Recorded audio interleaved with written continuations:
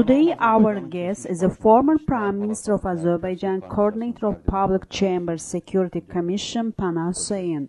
Welcome to our studio. Thank you. Today we will discuss public chamber, Arabian revolutions and their influence on Azerbaijan. In its last meetings, public chairman decided to hold mass meetings. What are the main goals of the public chamber? To make it clear, I want to make a comparison. Public chamber is doing the same what the Popular Front was doing in late 1980s. You know that after the last parliamentary election, the candidates, disappointed with the result of the rigged elections, decided to establish this chamber as a shadow parliament. The idea was supported. Then in the discussions it was decided to turn it to a union model for oppositional and democratic forces. Public chamber is operating as a movement for democracy. How many members does it have? There are about 21 members in the public chamber at present in terms of shadow parliament. But as a popular movement, the members are 10,000, because the largest parties are included in the chamber. What about the chamber's plans for mass meetings? When and how will they be held? How are you preparing? You know that the recent developments in the world, the next phase of democratic revolutions, triggered the increase of social activity in Azerbaijan. We are following the developments. The people want social and political reforms. Our suggestion is to hold early parliamentary elections. I reiterate that it is planned to demonstrate people's will through protests. It is a matter of time. I think there will be real steps in March or coming months. But the government takes some measures too. It is carrying out some reforms too. Principally, we are also wishing for reforms. But I don't believe that the ruling regime is willing to implement serious reforms. For example, they are as if fighting corruption.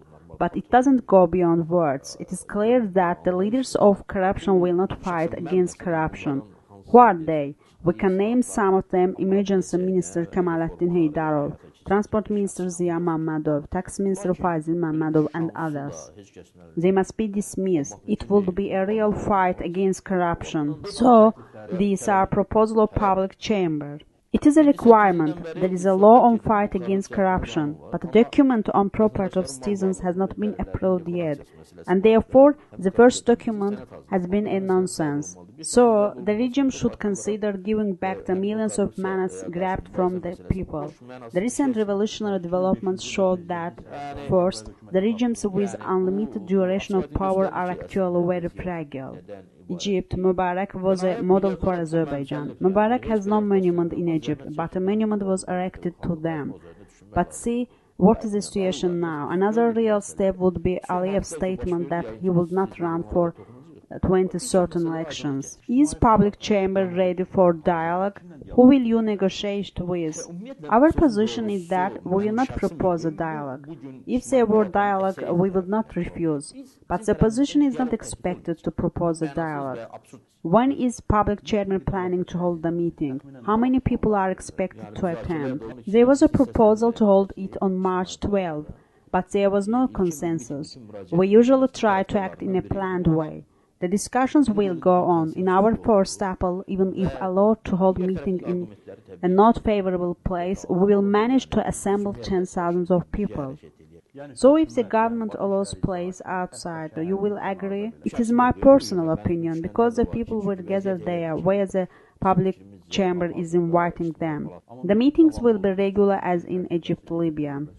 Let's not compare as templates. Maybe there will be a new station. Thank you for coming to our studio.